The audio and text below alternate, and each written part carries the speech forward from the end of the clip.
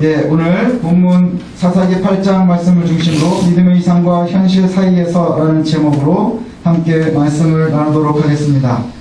예, 사람들이 다 영웅이 되고 싶어 합니다. 좋은 일들을 하고 싶어 하고요. 거기서 좋은 결과들을 갖고 싶어 합니다. 그러나 사람들이 첫 인상을 굉장히 중요하게 여기는 거에 비해서 헤어질 때의 모습들이 굉장히 나쁜 것을 알게 됩니다. 그래서 처음에는 굉장히 기분 좋게 시작을 하지만 나중에는 나쁜 감정으로 헤어지기도 하고, 또 좋은 마음으로 함께 동업도 시작하지만 결국엔 서로 고소고발하면서 헤어지기도 하고, 이러는 것처럼 처음 시작에 비해서 마무리가 굉장히 안 좋은 일들이 주변에 많이 있는데, 오늘 기드온을 이제 네 번째 살피는데요, 여기서도 그런 모습들이 좀 나옵니다. 굉장히 찌질했죠. 사사 기드온은 찌질한 사람입니다. 제가 이 찌질하다는 말을 갖다가 설교 시간에 쓰는 게 좋을까 이렇게 좀 고민을 하다가 찾아봤더니 이게 표준어를 해요. 그러니까 기드온은 되게 찌질했습니다. 굉장히 찌질했었던 사람이고요. 그 다음에 기드온이 하나님께서 함께 하셔서 위대한 전쟁을 치를 수 있었어요. 성경에서 끊임없이 기드온을 묘사할 때는요, 별 볼 일 없는 사람이었습니다. 약속의 소시민으로 살고 있었고요, 늘 불평불만이 많았고요, 불평이 되게 많았고, 소망은 없었고, 늘 숨어서 살아야 됐고, 겨우겨우 하루하루를 살아가는 사람, 특별히 우리 아버지의 가문도 별 볼 일 없었고, 그 아버지 집에서도 특별히 기드온은 별 볼 일 없는 아들이었고, 그러나 하나님께서 그와 동행하실 때에 그가 큰 용사가 되었다. 그의 인생이 바뀔 수 있었다. 이렇게 이야기를 합니다. 이전까지의 사사들은요, 전쟁을 통해서 승리하고 이스라엘을 고통에서 구원했습니다. 그리고 그들이 있는 동안에는 이스라엘에 평화가 있었다. 이게 이제 마무리거든요. 그죠? 옷에 삼, 드. 그죠? 여기 옷에 삼, 드, 보라까지 이 네 명의 사사를 우리가 살피는 동안에는 전쟁에서 이기면, 그래서 그 이긴 다음에는 그 이후로 행복하게 살았더라. 이게 끝이에요. 그렇게 끝나야 되는데, 오늘 기도는요, 이 미디안의 승리를 했지만 여기에서부터 그냥 평화였다 이걸로 끝나지 않아요. 어떻게 전쟁이 있었는지를 갖다가 아주 디테일하게 이야기하고요, 그리고 나서 그 전쟁의 끝 마무리가 어떻게 되는지도 아주 자세하게 이야기하고 있습니다. 왜 전쟁을 갖다가 이렇게 자세하게 이야기할까요? 온니엘, 에훗, 그 다음에 옷에 삼갈, 그 다음에 드보라, 이 사람들의 전쟁은 아주 예리하지 않거든요. 그냥 전쟁했다, 두리뭉실해서 이겼다, 그 이후에는 이스라엘에 평화가 있었다, 이 얘기로 끝난단 말이죠. 그런데 기드온의 이야기는 왜 이렇게 전쟁을 자세하게 이야기할까요? 왜 300명이랑 싸웠다고 얘기를 할까요? 왜 적군이 이렇게 사람이 많았었다고 얘기할까요? 어디까지 나갔었고 어떤 일이 있었는지를 자세하게 얘기할까요? 그 안에 하나님의 함께 하심을 갖다가 더 선명하게 이야기하고 싶어 하는 거예요. 그리고는 또 뭐가 있느냐? 그것을 잘 몰랐었던 이스라엘 사람들이 굉장히 큰 은혜를 누리지만, 이제 7장 마지막 부분에 보면요, 300명으로 전쟁을 시작을 했어요. 전쟁을 시작을 하고 주도권을 잡았지만 미디안이 막 도망을 가기 시작을 합니다. 근데 이 13만이나 되는 군사를 쫓아갈 방법이 없는 거예요, 300명이. 그래서 어떻게 그 주변에 있는 사람들을 갖다가 정리하느냐 하면 주변에 있는 도움을 이제 구하는 거예요. 그래서 이전에 군사들이 나와왔었던 납달리, 아셀, 므낫세 사람들이 있는데, 이 사람들에게 너희들이 이 사람들을 갖다가 잡아라. 이 사람들이 누구예요? 처음에 싸운다고 나왔다가 겁나서 돌아간 사람들이요. 겁나서 돌아간 사람들이 미디안이 이제 이기는 것을, 미디안을 이기는 것을 보고 나가서 그들을 추격하도록 했고요. 그 다음에 에브라임 산지에 있는 사람들에게 부탁을 해서 너희들도 빨리 나아가서 요단강에 있는 수로를 점령을 해서 요단강을 건너가 도망하지 못하도록 해라. 그렇게 이제 부탁을 하지요. 그렇게 해서 결국에는 전쟁을 이길 수 있었습니다. 대승을 거둘 수 있는데, 오늘 8장에는요, 그 전쟁이 어떻게 마무리되는지가 잘 소개가 되고 있습니다. 첫 번째 이제 8장 1절이 시작이 되는데, 에브라임 사람들이 지난주 우리 7장 마지막에 보면 에브라임 사람들이 기드온의 이야기를 듣고 요단강가에서 수로를 점령을 해서 도망가는 방백, 그러니까 이 미디안에 많은 군사들이 있는데 거기에 분봉왕이나 혹은 부족장 정도 되는 사람들이겠죠. 그래서 두 방백, 오렙과 스웹을 잡아서 죽였어요. 에브라임 사람들이 잡아서 죽였다는 거예요. 요단강에서 수로를 지키고 있다가 그 사람들을 죽였습니다. 그렇게 전쟁을 해가지고 죽여놓고는 뭐라고 얘기하느냐면 에브라임이 자존심이 상한 거예요. 에브라임이 자존심이 상해가지고 기드온과 문제가 생깁니다. 뭐냐하면 에브라임이 기드온에게 아주 분노합니다. 왜냐하면 너희들이 전쟁을 치를 때 왜 나를 부르지 않았느냐 하는 거예요. 왜 나는 빼놨느냐? 예, 여기 보면 앞에 나오는 뭐 아셀도 있었고 되게 조그만 지파들 몇은 있었는데 왜 에브라임 나는 부르지 않았고 니네가 결국에는 나를 아무 때나 야 나와서 잡아라! 그래가지고 그냥 명령을 듣고 수로를 지켜서 이기게 하느냐? 너희들이 왜 나를 이렇게 대접하느냐 하는 거예요.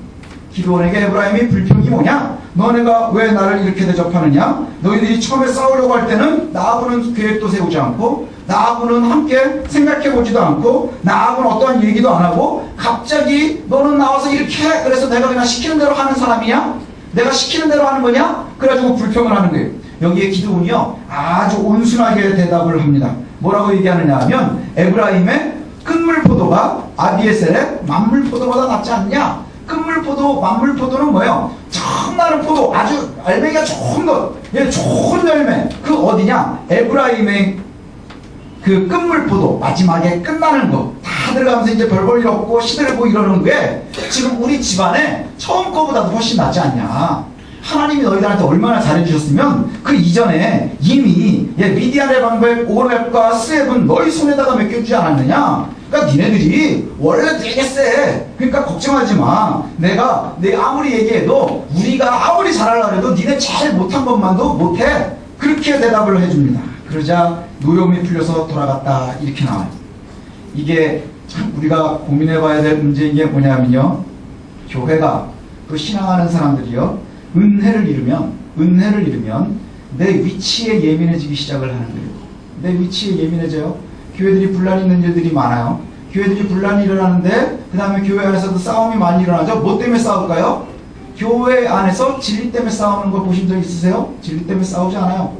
예, 사탄이 뭘 가지고 틈타는 줄 아십니까? 내 위치, 내 자존심을 가지고 싸우게 하는 거예요. 예, 교회들이 분란이 일어나는 건요. 기드온과 에브라임 같은 역할 때문인 거예요. 아니 나한테 왜 이렇게 대접하느냐? 내가 이런 대접 받을 사람이 아니야. 내가 나가면 사장이고 내가 나가면 어떤데? 내가 이러이러한 사람인데 내가 이 정도는 하는 사람인데 왜 내가 교회에서 이런 대접을 받아야 되지? 하는 거예요. 아니요. 교회 안에서는요. 다 이런 대접 저런 대접이 없는 거예요. 하나님이 시키는 대로 하는 사람들인 거예요. 우리는. 예, 그리고 하나님의 은혜대로 살아가야 되는 사람들인 거예요. 그런데 여기에서 기드온이 아주 지혜롭게 에브라임을 갖다가 잘 달랩니다. 왜 그럴까요? 세상적으로 에브라임이 훨씬 강하거든요. 기드온이 에브라임과 싸워서 이길 이유가 없는 거예요. 이길 수가 없는 거예요. 그리고 나서는 두 번째 사건이 또 소개가 되는데 뭐냐? 숫꽃과 분우엘의 불평이에요. 예, 이제 막 뒤쫓아가면서 요단을 건너갔어요. 요단을 건너가가지고 쫓아가는데 300명이 쫓아가니까 얼마나 피곤하겠어요. 밤새잖아요. 밤새 싸우고 뭐 이러다가 밤새 쫓아가면서 이제 요단을 건너가서 계속 뒤를 쫓아가고 있는데 숫꽃에 가가지고 뭘 부탁하느냐? 내가 밤새도록 왔었는데 너무 피곤하고 힘드니까 우리를 좀 떡을 좀 달라. 떡 달라는 게 뭐야? 먹을 게 없다. 앞에 먹어가면서 싸워야 될 거 아니에요? 먹을 거가 없으니까 좀 나에게 달라. 그러면서 뭐라고 소개를 하냐면 내가 지금 미디안의 왕 세바와 살문나를 추격하는 중이다. 이렇게 얘기를 해요. 그러니까 내가 무슨 얘기하는 거예요? 지금 미디안과 전쟁 중이라 하는 얘기예요. 그때 숫꽃 사람들이 뭐라고 하느냐? 세바와 살문나가 너네한테 잡혔니? 잡히지 않았다는 거예요. 왜 그럴까요? 아직 잡히지 않았다는 것은 미디안 다시 재정비하면 기드온을 이길 수 있다는 얘기예요. 이 숫꽃 사람들이 볼 때 얼마나 걱정했어요. 미디안과 몇 명이 지금 쫓아가고 있는 거예요. 미디안이 엄청나게 많은 사람이 도망갔는데 뒤쫓아가는 사람들 보니까 300명 밤에 굶은 애들 걔네들이 쫓아가고 있는 거예요. 그러니 누가 도와주겠어요? 야, 미디안이 다시 돌아올 때 어떻게 했느냐? 그래서 도와주질 않아요.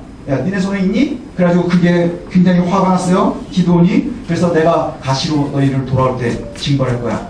그리고는 또 어디 가냐? 부두엘로 갑니다. 부두엘로 가는데 거기서도 역시 찬밥을 받습니다. 찬밥 대접을 받아요. 그래가지고 결국은 거기에서 또 뭐라고 하냐? 내가 돌아올 때 니네 마음대로 헐어버릴 거야. 그리고 나서 이제 전쟁이 마무리가 됐습니다. 세바와 살문나를 잡았고요. 그 다음에 온 진영을 다 격파했습니다. 그리고 돌아오는 중에 기드온이 들리는 곳이 있어요. 어디냐? 숫꽃과 분우엘을 들리게 됩니다. 그러면서 나를 조롱했었던 장로들을 잡아서 벌을 주지요. 원래 얘기했었던 대로 들장미와 가시로 벌을 줬다. 이 얘기가 뭐냐면 체벌을 했다는 얘기예요. 그 가시나무나 있는 것 들에 있는 장미가시로 체벌을 했다는 얘기예요. 그리고 분우엘의 탑도 무너뜨렸고 그리고 거기에 백성들도 죽였다. 이게 바로 기드온의 역할입니다. 우리가 한번 생각을 해봐야 돼요. 하나님의 일을 하는데 하나님의 일을 하고 하나님의 사역을 하고 있는데 여기에서 사람들의 논리가 들어갈 거예요. 이 기드온이 사람의 논리로 지혜를 구하는 거예요. 어떤 거요? 예, 교회 안에서도 하나님의 사역을 하고 있는데 유력한 사람에게는 내가 좀 약해 보이고, 그 다음에 나보다 약한 사람들에게는 내가 있어 보이고 싶어하는, 이게 얼마나 어리석음인지 몰라요. 전쟁이 끝난 후에 이 정직하지 못한 모습이요 큰 문제들을 일으키게 됩니다. 전쟁이 다 끝났어요. 그리고 나서 보니까 이 기드온이 300명으로 굉장히 찌질했었던 이 기드온이요 며칠 지나지 않았는데 굉장히 위치가 바뀌어버린 거예요. 어떤 위치로 바뀌었느냐? 이스라엘을 갖다가 구원한 사람이잖아요. 미디안으로부터 구원한 사람이 된 거예요. 그래서 이 전쟁이 끝난 다음에 이스라엘이 기드온에게 뭘 얘기하느냐? 당신이 우리를 다스려달라.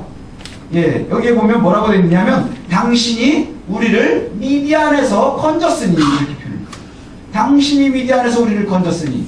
이 이스라엘 사람들의 눈에는요 하나님이 보이지 않는 거예요. 뭐만 보이는 거예요?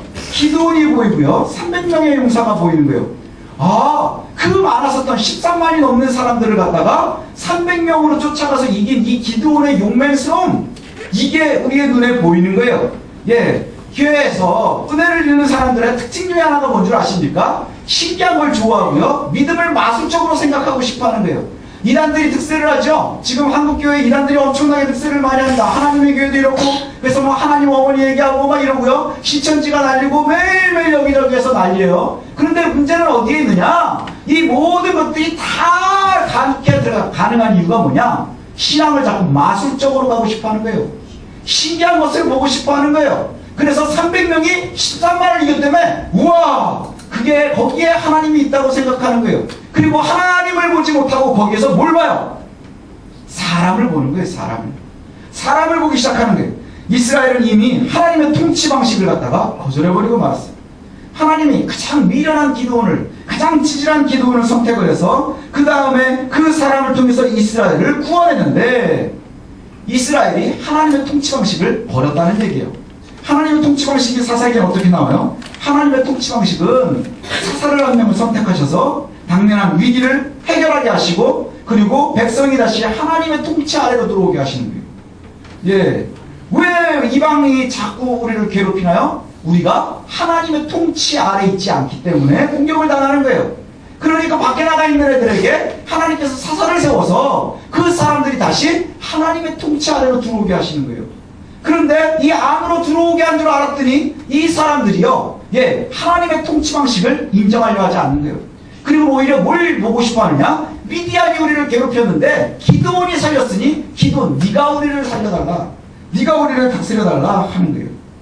여기에 보면 당신과 당신의 아들과 당신의 손자가 우리를 다스리소서. 이게 우리가 만나는 유혹이에요. 왜 이렇게 요구를 하느냐? 이 히브리어 원어의 어순으로 하면 당신과 당신의 아들 그리고 당신의 손자가 우리를 다스리소서 해놓고, 왜냐하면 당신이 우리를 미디안의 손에서 구원했기 때문입니다. 그러니까 이 전쟁에 이스라엘 사람들 눈에 하나님은 없는 거예요. 뭐만 있는 거예요? 기드온만 있는 거예요.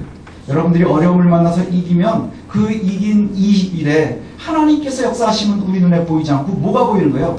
내가 열심히 한 것, 누군가가 도와준 것, 나를 도운 사람, 이런 것들이 보인다는 것이지요.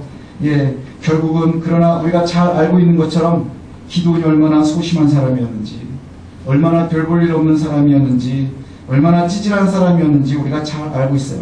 눈에 보이는 것을 좋아하는 이스라엘은, 눈에 보이는 것, 이게 참 중요하지 않나요? 여러분들도 마찬가지잖아요.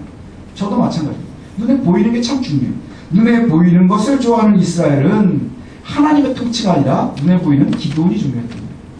하나님의 통치는 눈에 보이지 않잖아요. 왜 자꾸 이방으로 넘어갈까요? 이방을 왜 자꾸 숨길까요? 이방 때문에 괴로워하면서, 이방신들 때문에 괴로워하면서 왜 자꾸 이방을 볼까요? 이방은 화려하거든요. 이방 신전은 화려해요. 이방 신전은 쾌락도 있고요. 이방 신전은 굉장히 멋지고요. 이방 신전은 이벤트도 굉장히 강합니다. 근데 하나님의 성전에는요, 하나님의 성전에는 아무것도 없어요. 하나님의 이름도 확실치가 않은 것 같고, 하나님의 모양도 없고, 하나님의 이름을 두시는 것도 우리가 정확하게 알 수 없기 때문이에요. 알고 느끼기 어렵지만 사람의 통치는 보이고, 그리고 오감으로 확인할 수 있어요. 하나님은 볼 수 없지만 사람은 볼 수 있어요. 하나님의 통치는 우리가 알 수 없지만 사람의 통치는 우리가 누릴 수 있거든요. 그래서 그것을 따라가는 일, 저와 여러분들이요 꼭 기억했으면 좋겠습니다. 처음에 기드온의 불만도 다르지 않았어요. 하나님께서 살아계시면 도대체 왜 우리가 이렇게 됩니까? 하나님께서 기드온을 처음에 선택했을 때 기억나시나요? 기드온을 갖다가 여호와의 사자가 찾아갔어요. 그랬더니 기드온이 제일 먼저 한 말이 뭐예요? 하나님 살아계시다며요. 도대체 뭐 하시는 거예요?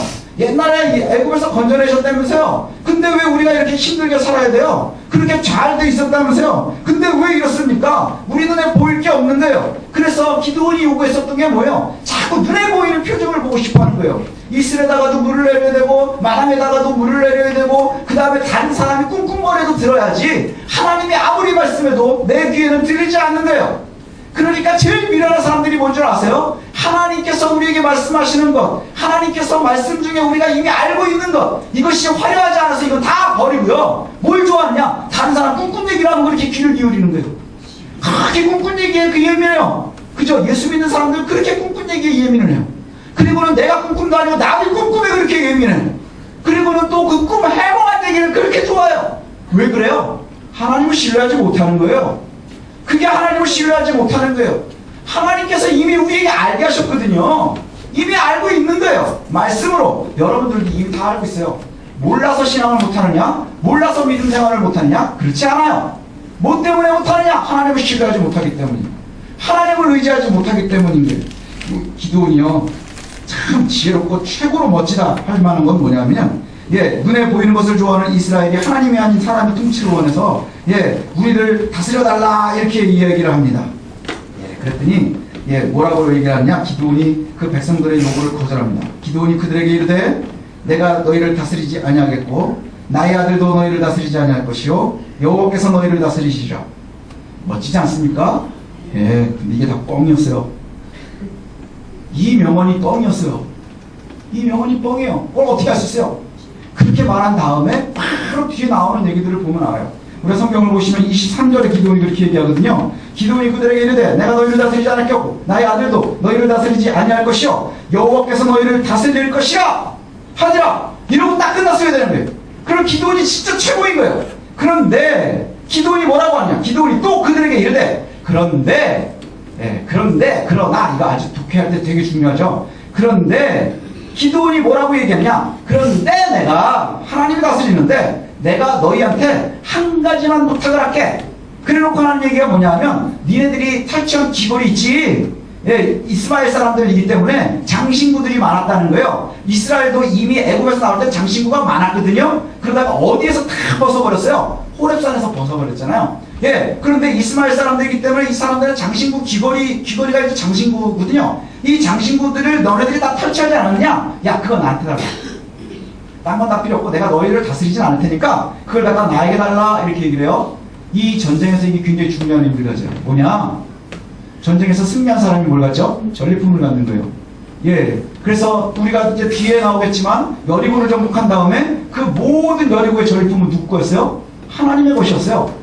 하나님께서 우리에게 허락하시고 우리가 갖는 거예요. 근데 이 전쟁을 치르고 난 다음에 네가 왕이 되어달라. 그랬더니 나는 왕이 안 될 거야 라고 얘기해놓고 제일 먼저 요구하는 게 뭐예요? 그 전리품을 나에게 달라 하는 거예요. 전리품을 나에게 달라. 그럼 이 전쟁은 누가 이겼다는 얘기예요?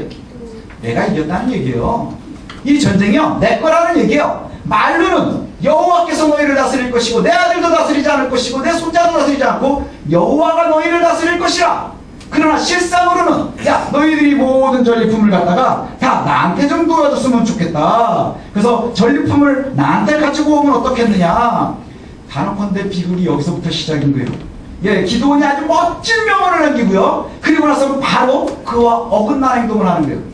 교회의 비극도 여기서부터 시작인 거예요.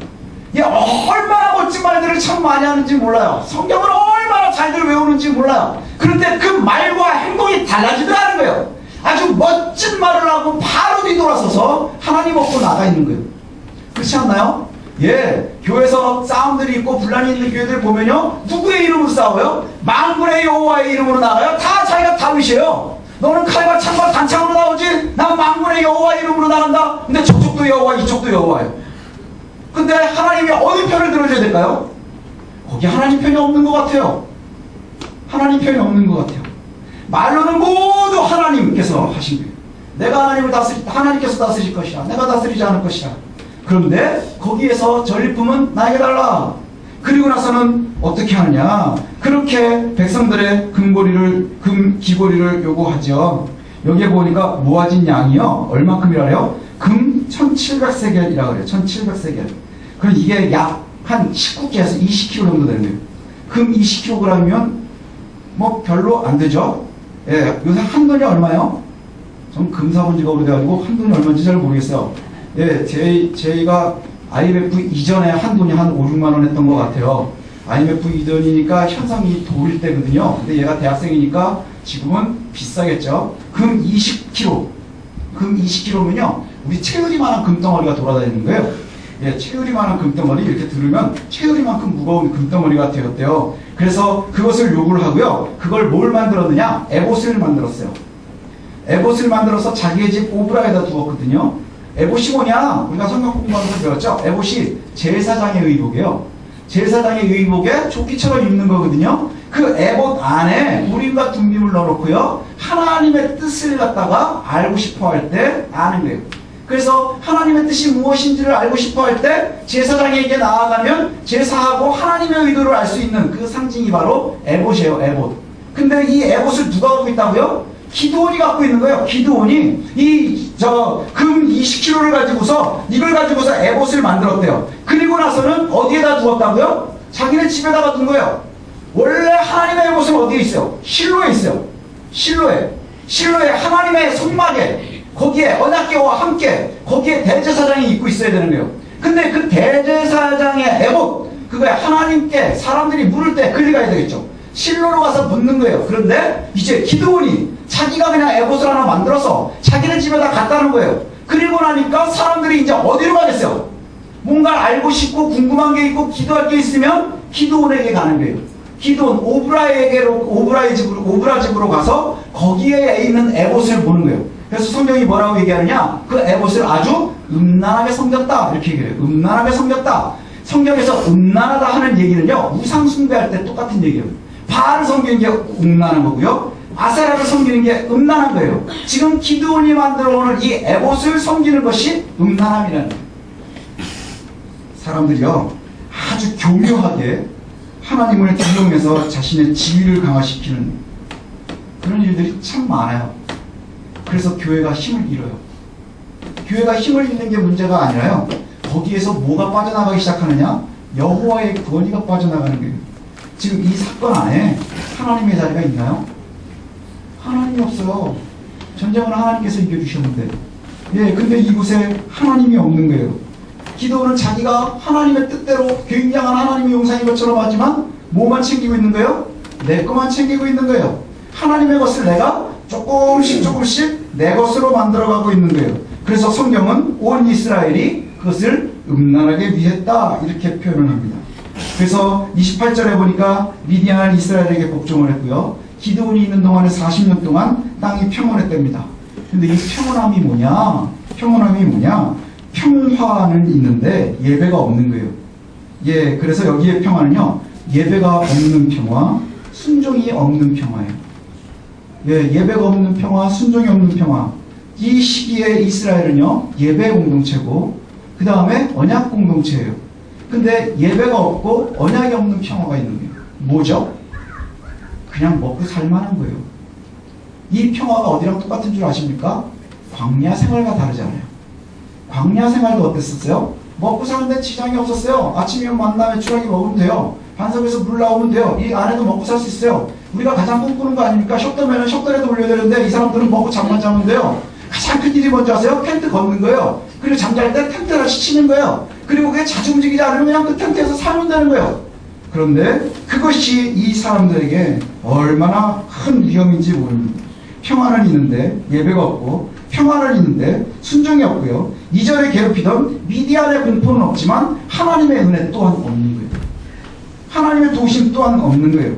그래서 우리가 아는 것처럼 늘 우리가 기도할 때 누리는 게 뭐죠? 실직에 대한 공포가 없어져야 되는 거예요. 그 다음에 아이들 가난에 대한 염려가 없어져야 되겠죠? 아이들 시험 보면 공부 잘못해서 낙방할 것, 이런 거에 대한 염려가 없어져야 돼요. 그래서 실직에 대한 공포가 없어져서 누리는 평화, 그 다음에 가난에 대한 염려가 없어져서 누리게 되는 평화, 그 다음에 낙방에 대한 염려가 없어져서 누리게 되는 평화. 근데 그것이 평화겠느냐 하는 거예요. 먹고 사는 게 해결이 되면 여러분 평화로울 것 같아요?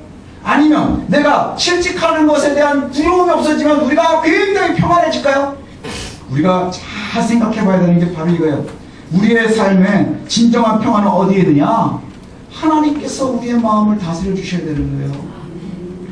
얼마 전에 그 기사를 보니까 그 예전에 뭐 돈과 행복의 상관관계라는 논문을 써가지고 그 노벨 경제학상을 받은 사람이 있대요. 앵거스 디턴이라는 프리스턴 교수가 그걸 썼는데 이 사람의 이 내용이 뭐냐면요. 한계 뭐 효용의 체감 법칙인가 뭐 이런 게 있대요. 그래가지고 이걸 뭐 계산을 하는데 하여튼 이런 거 계산하는 사람들 보면 되게 똑똑해요. 예, 그래가지고 뭐냐? 돈을 얼마큼 가지고 있느냐? 그 다음에 이 돈을 갖고 있는 사람들은 얼마만큼 행복하냐? 그래서 돈 재산하고 이 평화를 갖다가 이걸 갖다가 이제 이걸 계산을 했나봐요. 그래가지고 그걸로 노벨 경제학상을 받았대요. 근데 이 사람의 이론이 뭐냐? 예, 우리 돈으로 하면 연봉 8천만 원까지 올라갈 때는 연봉이 오르면서 우리의 평화도 올라간대요.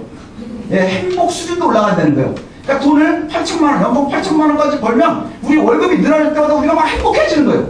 막 행복해지는 거야. 월급이 또 올랐대. 와, 행복해. 와, 행복해. 근데 8천이 넘어간 다음부터는, 연봉 8천이 넘어간 다음부터는 그 늘어나는 연봉이 우리에게 더 이상 평화를 주지 못한다는 거예요. 행복감을 주지 못한대요. 예, 그게 그냥 이렇게 이론이 있었거든요. 근데 얼마 전에 이걸 갖다가 실제로 한 사람이 있대요. 그래비티 페이먼트라고 하는 회사가 있는데, 예, 이 회사의 CEO가, 예, 연봉이 자기가 연 한 13억 정도가 됐대요. 연봉이 13억 되니까 얼마나 행복했게요? 그렇지 않았겠어요? 연봉 13억 여러분 받아본 적 있어요? 제가 하는 말은 여기는 한 명도 없어요. 예, 저도 앞으로도 못 받을 것 같아요. 연봉이 13억이면요 월급을 대체로 1억 이상 받아야 되는 거예요. 여러분 1년에 1억도 안 되잖아요. 근데 월급을 1억을 받는 거예요. 이 사람이 얼마나 행복했게요? 그죠? 이 사람의 연봉이 13억이었대요. 근데 어느 날, 예, 자기가 이 논문을 갖다가 실행에 옮긴 거예요. 그래서 자기 연봉을 8천으로 줄였어요. 자기 연봉을 8천으로 줄이고, 그리고 나서는 연봉이 8천이 안 되는 자기네들 회사 안에 직원이 있는데, 거기에 한 30명 정도가, 예, 그 연봉이 안 돼서 그 사람들을 나눠줘서 그 사람들이 8천이 되게 한 거예요. 기가 막히지 않습니까? 이 사람 평화상 줘야 돼요. 예. 그랬더니, 회사가 달라지라는 거예요. 예, 그랬더니, 예, 사람들이 그걸 가지고서 제일 먼저 공격을 하기 시작한 사람들이 다른 CEO들. 얼마나 마음이 좀 그렇겠어요. 예, 나는 13억 받아? 야, 난 120억 받아? 막 이러던 사람이 갑자기, 예, 13억밖에 안 받아가지고 되게 무시했는데, 얘가 자기는 8천만 받고 나머지 돈을 다 나눠가지고 20명 직원들도 다 8천만 원 수준이 되게 만들어놓은 거예요. 예. 그러니까는 이거는 영웅주의다, 뭐 이래가지고 공격을 엄청나게 했다는 거야. 그때 이 사람이 뭐라고 얘기했느냐? 자기는 그냥 그거는 아니고 장기적인 투자일 뿐이다. 그렇게 얘기를 했어요. 그리고 실제로 나온 결과가 뭐냐면, 예, 직원들이 점점 회사 가까이로 이사를 오기 시작했대요. 왜 그럴까요? 미국이라는 데는요, 예, 평생 직장 개념이 없어요. 그죠? 미국 아시는 분들은 아시겠지만요, 미국은 오늘 관둬 그러면 그냥 관두는 거예요. 우리나라처럼 뭐 정직원, 뭐 비정규직, 정규직 이런 개념이 없어요. 너 관둬 다음 주부터 오지 마. 그럼 안 오면 돼요. 예, 그게 정규직 개념이 없잖아요. 예, 그런데 이 사람들이 점점 회사주의로 이사를 왔대요, 다. 회사주의로 이사를 온 이유가 뭘까요? 회사 생활을 더 열심히 하기 위해서요. 그 다음에 50% 이상이 매출이 올라갔고요. 그 다음에 이 고객이 이탈률이, 예, 떨어지기 시작을 하는 거예요. 왜 그럴까요? 예, 결국에는 회사는 더 부자가 되는 거예요. 이 CEO도 결국은 회사 자기 거겠죠, 뭐. 예, 어떤지 모르겠어요. 그런데 여기에서 얘기하는 게 뭐냐? 13억이 주는 그 행복감이 별게 아닐 수 있다는 거예요. 우리는 못 누려봐서, 야, 그래도 죽기 전에 13억 연봉 한 번 정도 누려봐야 되지 않겠어요? 이 생각은 우리가 하지만 정작 그 안에 하나님이 없으면 평화가 없을 수 있다는 거예요. 예, 세계에서 100명의 부자를 모아놓으면 거기에 이건희 씨가 들어가잖아요. 근데 우리 뉴스에 보면 참 슬픈 얘기도 많아요. 예, 그 사람 행복할까요? 저 가끔 얘기하지만, 예, 그 사람보다 제가 더 행복한 것 같아요. 여러분들이 더 행복할지도 모르겠습니다. 행복 지수를 따져보면요, 우리나라는 거의 OECD에서 꽁치 나라입니다. 예, 꼴찌 나라인데요. 예, 세계에서 가장 행복도가 높은 나라가 어딘 줄 아십니까? 부탄이래요, 부탄. 여러분, 부탄 가스가 아니고요. 부탄이라는 나라가 있어요. 저 히말라야 밑에 조그만 나라가 하나 있어요. 거기 사람들이요, 되게 못 살아요. 우리나라보다도 훨씬 못 살아요. 엄청나게 못 살아요. 아주 치질이 못 살아요. 근데 그 사람의 행복도들이 세계에서 제일 높다는 거 아니겠어요? 우리가 잘 기억해야 될 것이 바로 여기 있습니다. 실직에 대한 공포에서 벗어나면 행복하겠느냐? 아니면 가난에 대한 공포에서 없어지면 행복하겠느냐? 아니면 낙방에 대한 염려에서 없어지면 우리가 충분히 누릴 수 있는 평화가 있겠느냐? 그런 평화를 갖다가 이스라엘이 기드온 이후로 40년 동안을 누립니다. 그런데 기드온은요, 거짓 사사인 거예요. 거짓 사사가 되었어요. 결국에 뒤에 나오는 걸 보면요, 거짓말인 것이 왜 나오느냐? 그가 모든 전리품을 자기가 가졌고요, 그 다음에 많은 아내들을 가졌습니다. 예, 이미 왕노릇하기 시작하는 거예요.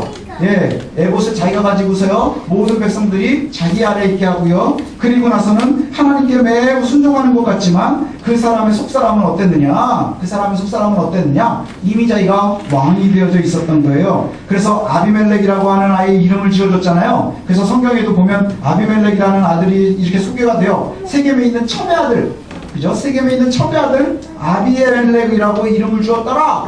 아비멜렉의 뜻이 뭐냐? 나의 아버지는 왕입니다예요. 나의 아버지는 왕입니다. 그러면 그 새끼 아빠는 누구냐? 기드온인 거예요. 그에 비해 그 자식인 거예요.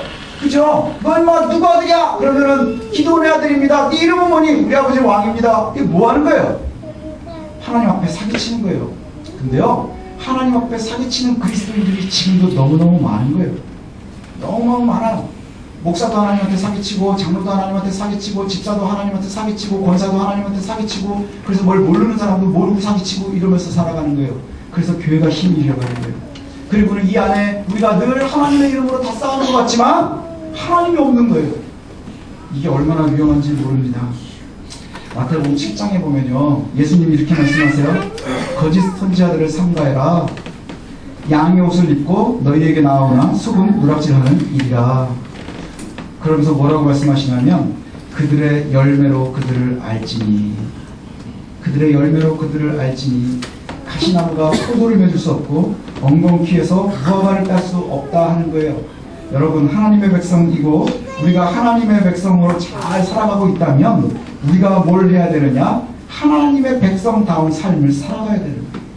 기도처럼 말을 멋있게 한다 그래서 참된 선지자가 되는 게, 사사가 되는 게 아닌 거예요. 말을 멋지게 하면 기도이 얼마나 멋져요? 나는 그렇게 하지 않겠다. 여호수아하고 거의 비슷한 말이잖아요. 그죠? 나는 나와 우리 집은 하나님만 섬기겠다. 니네들은 알아서 선택해라 했을 때와도 다르지가 않아요. 이 기도이 얼마나 위대한 말을 하는지 몰라요. 그러나 그의 삶이 그것을 따라가지 않는 거예요. 이것이 얼마나 어리석음인지 모릅니다. 참 무서운 말이 뭔 줄 아십니까?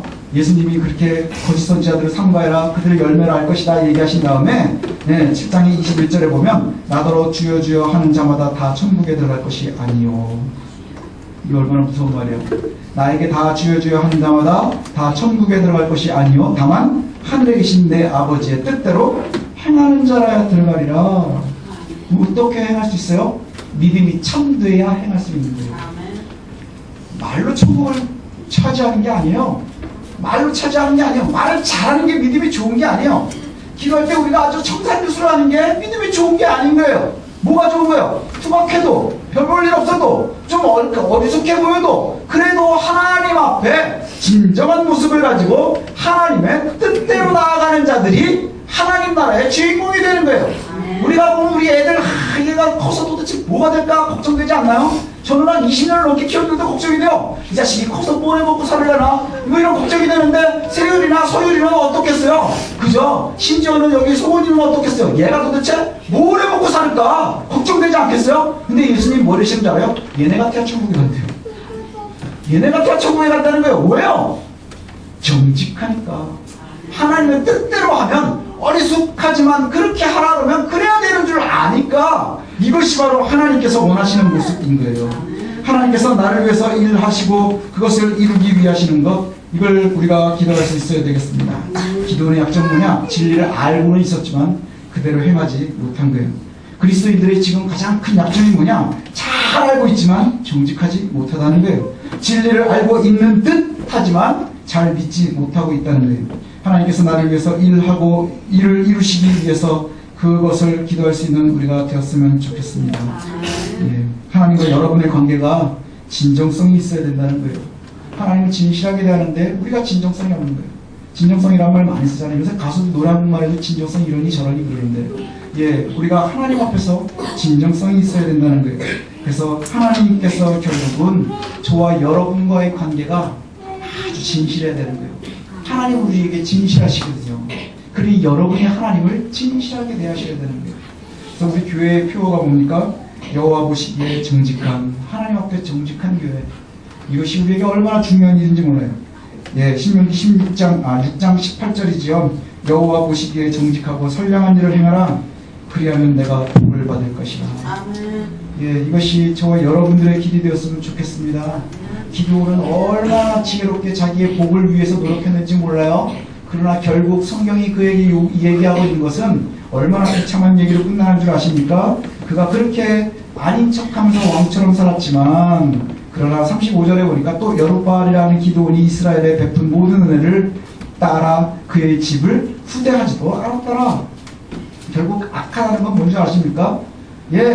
하나님께 악한 자들이요, 사람들에게도 악한 거예요. 기드온이 정말 사람들에게 높아지고 싶어서 하나님도 속이고 백성들도 속이면서 그 자리를 차지한 것 같았지만, 결국은 백성들이 기드온을 잘 이해하는 것 같았지만, 마지막에 보니까 기드온에게도 후대하지 않았더라. 이게 바로 사람들의 모습인 거예요. 우리가요, 하나님과의 관계에서 진정성을 잃으면 다 잃어버리는 거예요. 이제 기드온이 어떠한 실수를 했는가? 바로 하나님께 진정성이 없었던 거예요. 하나님 앞에 정직하지 못했었던 거예요. 전쟁은 최고로 멋지게 해서 이겼지만 그의 삶에 하나님과의 관계에 진정성이 없었던 거예요. 이제 저와 여러분들이 꼭 이와 같이 기도했으면 좋겠습니다. 하나님께서 나를 위해서 일을 이루시기를 기도합니다. 그러나 그 일 이후에 하나님을 가리지 않았으면 좋겠습니다. 하나님과 우리의 관계에 진정성이 있었으면 좋겠습니다. 하나님은 우리를 진실하게 대하시는데 우리는 하나님을 이용하려 든다면 그것처럼 어리석은 것이 세상에 없을 것입니다.